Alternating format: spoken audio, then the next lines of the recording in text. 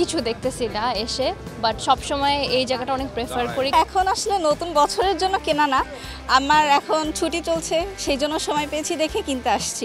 নতুন বছরে আপনার নতুন কালেকশন আসবে, আর যেহেতু আমার নূরজাহান এক্সপোর্ট কোয়ালিটি হয়, সো বেটার কোয়ালিটি আসা, সবাই রেগুলার কাস্টমার।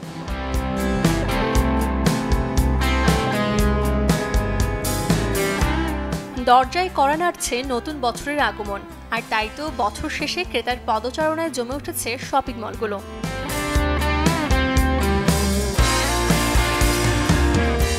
ফ্যাশন সচেতন নারী পুরুষ উভয়ের বছর জুড়ে থাকে কেনাকাটার নানা গল্প, আর ফ্যাশন হাউসগুলো ও পোশাক ব্যবসায়ীরাও ক্রেতাদের কথা মাথায় রেখে সারা বছর জুড়েই পোশাকে রাখেন নানা বৈচিত্র্য।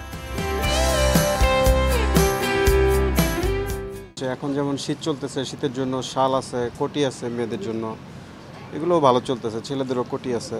তো দেশের সার্বিক পরিস্থিতিতে মাঝখানে জুন জুলাইতে একটু খারাপ ছিল, এখন আশা করি আল্লাহর রহমতে ভালো।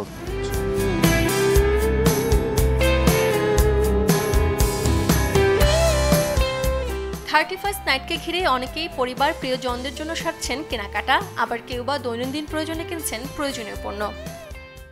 এই টাইমটা শীতের সময়, তারপর ক্রিসমাস থাকে, 31st থাকে, এই সময় তো সবাই একটু মানে ফ্যাশনেবল ক্লোথস পরার চেষ্টা করে, তো সব মিলে খুব ভালোই হচ্ছে কেনাকাটা।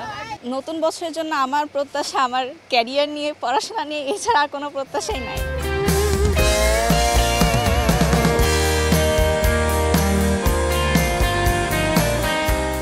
এ বছর দোকানিরা পোশাকের নানা কালেকশনের পসরা নিয়ে বসলেও দেশের নানা সংকটে ছিল না বেচা বিক্রির গল্প, তাই কিছুটা মিশ্র প্রতিক্রিয়া ফুটে উঠেছে বিক্রেতাদের মাঝে। এখন হলো আপনার সিজন দুইটা একসাথে হয়ে গেছে, আমাদের মূল সিজন শীতের, কিন্তু শীতের বিক্রি হয় নাই, রমজানে আমরা ওইভাবে আশা করতে পারি না, তা যা হয় আমরা চেষ্টা করব ভালো কিছু বিক্রি করার জন্য। এখন মাশাআল্লাহ ভালো আলহামদুলিল্লাহ, কিন্তু শীত কম তো একটু কমে গেছে বেচা বিক্রি, তো মাশাআল্লাহ ভালো আলহামদুলিল্লাহ, বেচা বিক্রি ভালো, কাস্টমার আছে, অনেক কাস্টমার আমাদের মার্কেটে ইনশাআল্লাহ। ব্যবসা হিসেবে তো প্রতি বছর আমাদের একটা প্রত্যাশা থাকে যে রোজার মাসটা খুব ভালো হবে, তারপরে এখন সব কিছু মিলে দেশে যে পরিস্থিতি, দেখা যাক কেমন হয়।